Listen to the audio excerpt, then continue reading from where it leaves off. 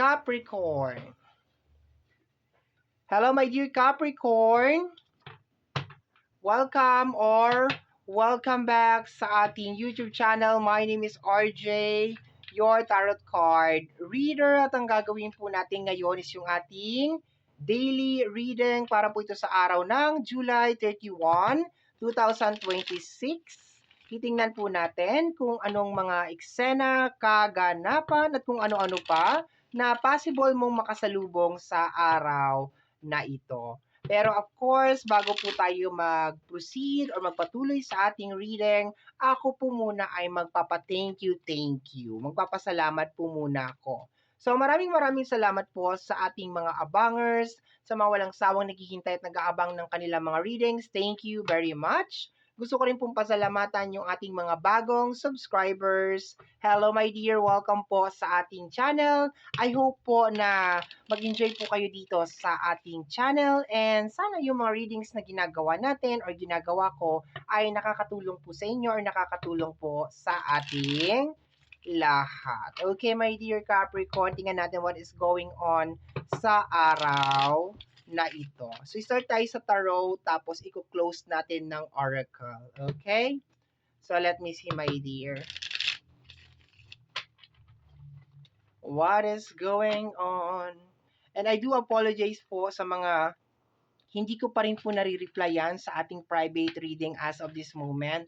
So, gusto ko rin pong i-announce na kinakat ko po muna yung ating private reading as of this moment. I-announce ko na lang din kung paano ko siya, paano or kailan ko siya i-resume. Kasi as of this moment po talaga, hindi ko na po kayang ma-accommodate lahat ng mga inquiry. Okay. Kasi sasabihin ko ba? Yes, may blessing tayo na dumating. So, kailangan po nating i-grab yun. Ganon. So, ganon-ganon na lang, my dear. Okay? So, sa abot naman na makakaya ko, ay re-replyan ko naman po kayo sa abot ng aking makakaya. Ganon. So, ngayon po, cut po muna ang ating private reading. Wala po muna magme-message dahil sigurado ako na hindi ko naman po kayo mare-replyan kaagad. Pasensya na po. Lalo na po dun sa mga nakapag-message na. Okay? So, let's go tayo, my dear. Hindi ko kasi kayang hatiin ang aking katawan. Okay, my dear Capricorn, let's go na tayo. Ano pong meron? Uy, agad-agad, ilan to? 1, 2, 3, 4, 5, 6, go. 1, 2, 3, 4, 5, 6, go. Okay, let's go na tayo, my dear. First card natin is the energy of the magician. Kanyang kasama is the King of Cups. Okay. Magician is energy of creation, manifestation. Pero, ang kasama niya kasi is King of Cups. So, ibig sabihin, my dear, kailangan mong habaan ang pasensya mo. Possible, my dear, na sa mga oras na ito or sa araw na ito, may mga bagay, my dear, na parang hindi nagmamatch dun sa mga bagay na gusto mong mangyari. Pero, dahil nandito si King of Cups, sinasabi dito, my dear, na kinakailangan mong habaan ang pasensya mo. And kung ano man yung nangyayari, my dear, kailangan mo yung i-convert into positive or you need to find a way na ano bang pinaka-example dito? Like, everything happened for a reason. Ganon. Para medyo gumaan-gaan lang siya, my dear, at mawala lang talaga yung pressure. Pero so far, may mga bagay, my dear, na parang hindi nagmamatch or hindi siya nagko-complement, my dear, sa mga gusto mong mangyari. So, nakakainis yun, nakakairita yun, kasi parang pakiramdam mo, hindi nakikisama yung panahon. Okay? Parang ganon. Kahit mag-effort ka na mag-effort, parang hindi nakikisama yung panahon. We have here the energy of the High Priestess. Uy, may revelation. Anong revelation mo? We have here the energy of the Four of Wands. Very good. Okay. Sinasabi dito, my dear, ng ating High Priestess na yes, kinaklarify niya, my dear, na itong pagiging stable, okay, pagiging stable or actually, ang Four of Wands is connected din sa energy ng relationship. Yes. So, parang sinasabi dito, my dear, na meron tayong King of Cups. So, kino-confirm na yes, kinakailangan mo lang talagang habaan yung pasensya mo and eventually mangyayari kung ano yung dapat na mangyari. Pero sa paglabas kasi ni High Priestess, hindi lang siya more on confirmation, my dear.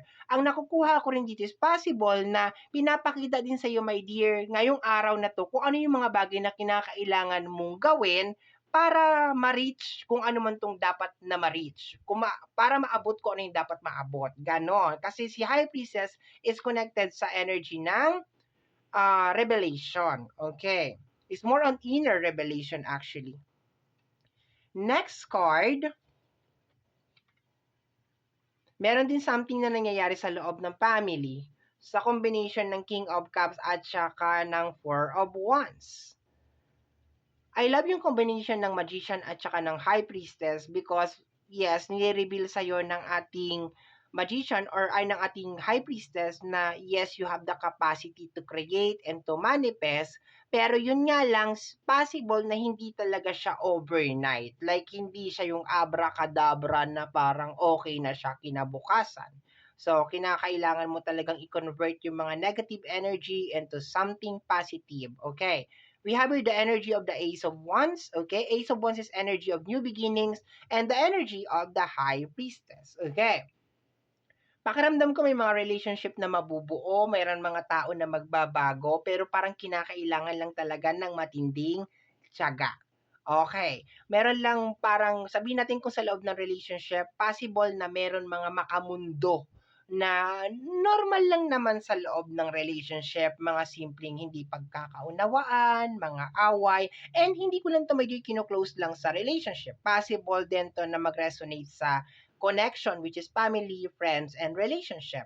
So, ang nakukuha ko lang dito, my dear, is something like mga major lang naman. Hindi naman 'to yung as in like kakaiba or extreme, my dear, na problema sa loob ng connection. Possible na mga makamundong pagkakamali lang. Yung mga gano'n, sabihin natin, simpleng pagsisinungaling, yung mga gano'n, may tinatago sa'yo, yung mga ganyan. Pero sinasabi kasi dito, my dear, na as long as parang bigyan lang talaga ng time para mag-heal at saka, alam mo yon, mag-usap or whatever or ma-realize or ma-process ng bawat isa or nung kabila kung ano man yung ginawa niya, eventually magiging okay lang o magiging okay din 'to. Kung sakali naman matindi yung away o yung alitan, sinasabi din dito, my dear, na darating din yung araw, darating din yung panahon na magiging okay at magiging okay din naman kayo. Ngayon, kung may kinalaman naman 'to, my dear, sa yung mga manifestation, this is the day, my dear, na pinapakita sa'yo kung ano yung mga bagay na kinakailangan mong gawin or possible na solusyon dyan sa mga nangyayari na mga something dyan sa paligid, mga distraction, mga obstacles, thunderstorm, and whatever you wanna call it. 'Di ba? Pinapakita sa iyo ngayong araw to, sinasabi sa iyo ni High Priestess na, okay, ito ang kailangan mong gawin, ganyan-ganyan, okay. So, tingnan natin. Last two cards, tapos ka-clarify natin siya ng Oracle card. Capricorn. Actually, ang ganda ng energy. It's just more on parang, ngayong araw na to, nagre-release lang siya na meron kang gustong mangyari, tapos hindi yun ang nangyayari. Ganun lang. May mga araw talaga na ganun, my dear. Okay, parang gusto mo maglaba tapos umulan, gano'n. So, 'di ba, bad trip. We have here the energy of the Ace of Sword. Konting sakripisyo lang talaga 'to, my dear. So, possible ang pinapakita sa iyo ngayong araw na 'to is yung mga bagay na dapat mong gawin, pero alam mo rin sa side ng utak mo na, "Teka, 'pag ginawa ko 'to, kailangan ko mag-tumbling, kinakailangan ko mag-split." Eh, ang problema, may rayuma ako. So, 'di ba, paano 'yon, 'di ba? So, sacrifice siya, my dear. Pero at least you are being guided sa kung ano yung gagawin mo, sa kung ano man yung nangyayari sa sitwasyon ngayon at dun sa kung ano yung eksena na yan, my dear. You are being guided. Okay. Let me see, my dear. Oops! The Three of Wands. Okay, may bonus card tayo. Ay, dalawa. Okay, bongga. Okay, meron ka ditong energy ng Three of Wands, okay? So, possible talaga na meron ka mga kinakailangan gawin, okay? Bago talaga magdire-diretso or bago mo ma-receive kung ano man 'tong dapat mong ma-receive, okay? So, more on parang siguro may mga kinakailangan na konting changes, konting adaptation, and yung dalawang bonus na card is the energy of the Six of Cups and the Five of Wands. Possible na meron talagang mga hindi pagkakaintindihan, pagkakaunawaan, misunderstanding, mga tensyon, and so on and so forth. Medyo matagal na ito. Pero I think you should give, kung meron man mga ganitong mga pangyayari, my dear, I think you should give time sa bawat isa para maisip ninyo yung mga gusto ninyong gawin, 'di ba? Parang this is not the time para ipilit siya, my dear, okay? This is not the time na parang gusto mong, ay mag-sorry ka ngayon. Hindi siya gano'n. No, you should give time. Eh kung sabihin mo naman, my dear, na nagbigay na ako ng time and hanggang ngayon hindi pa rin talaga siya nagso-sorry. So, bigyan mo pa ng time. Bigyan mo pa ng time kasi sinasabi naman dito, my dear, na darating din yung panahon na magiging okay din kayo. Pero let us just be realistic, my dear Capricorn. Minsan maski maging okay kayo ulit, hindi na siya kagaya ng dati. No, hindi na siya kagaya ng dati. And proven and tested talaga yan, my dear, aprobado by BPAD, na hindi na talaga siya kagaya ng dati. So, magiging okay kayo, masisettle ninyo yung mga issue, pero parang it is not going to be the same. Minsan, parang nagiging mas magkaibigan na lang kayo, parang casual-casual, ganun. So, kung sa relationship, minsan ganun na lang yung nangyayari, di ba? Parang hello, hi na lang. Okay. Mhm. Ngayon, sa mga manifestation mo, my dear, konting tiis-tiis lang. Bottom deck of the card is the energy of the Six of Cups. Okay. May mga bagay siguro, my dear, na medyo matagal-tagal lang nangyayari at hindi mo nagugustuhan. Pero, sinasabi nga dito, my dear, you should like release it. Like, please release me. Yes, the Ten of Wands. Yes, medyo mabigat na siya, my dear. So, wag mong pagsabay-sabayin, okay? So, kung meron ng mga tensyon, awa, hindi pagkakaunawaan, ayaw makipag-cooperate, ayaw pa makipag-usap, and therefore, just give that person an space. Space, okay? Bigyan mo ng space, ganon, period. No, bigyan mo ng space, ganon. Okay, kasi meron ka energy ng 10 of Wands at saka 6 of Cups, okay? And meron ng tension over here, medyo matagal-tagal na tong tension na ito, okay? Mhm. Just move on and move forward. And darating din, it's just more on trust the process, na parang magko-cross din yung landas ninyo at magkikita din kayo nitong tao na to. And eventually, baka sa mga oras na yun is ready na kayo parehas, no? Sa kung ano man yung dapat na mangyari. Okay? But for now, kailangan mo nang mag-focus talaga sa bawat energy and bawat area of responsibility. Okay, let me see, my dear. Close na natin ng oracle card. Capricorn.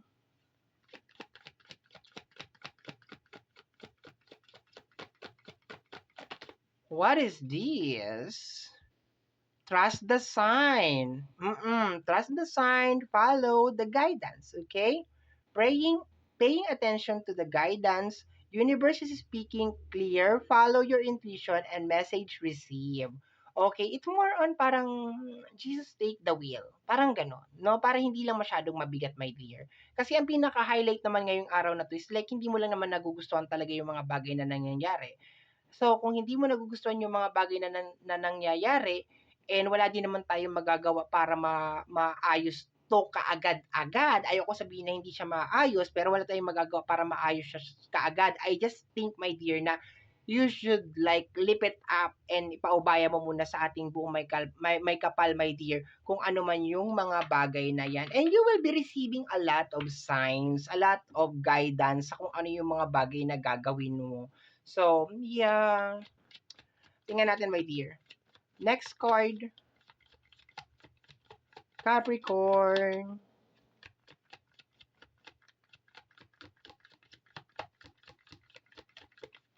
Capricorn, let me see what is going on.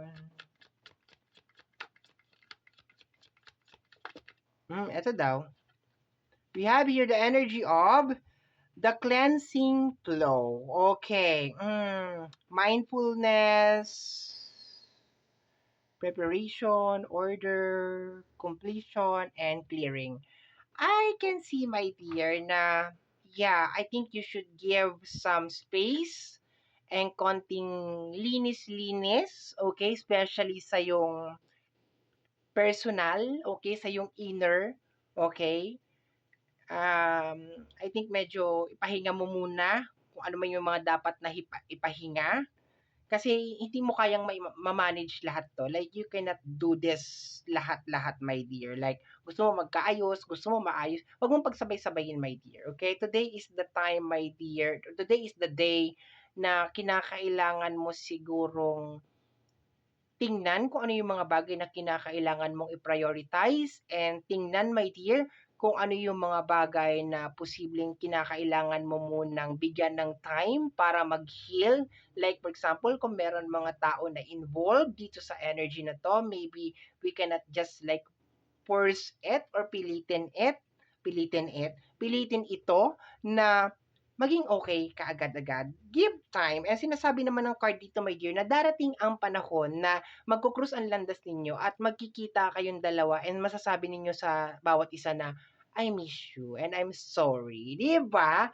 Okay. So, my dear Capricorn, yan po ang nasagap ko na message energy para sa araw na ito, July 31, 2026. Kagaya po ng lagi kong nasasabi or lagi kong nasasambit, ang tanging hiling at dasal ko lamang po sa ating buong may kapal ng mga readings na ginagawa ko ay nakakatulong.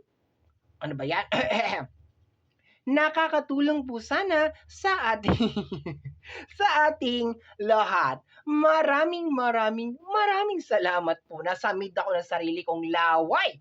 Thank you very much, my dear Capricorn. Take care of yourself. Bye-bye!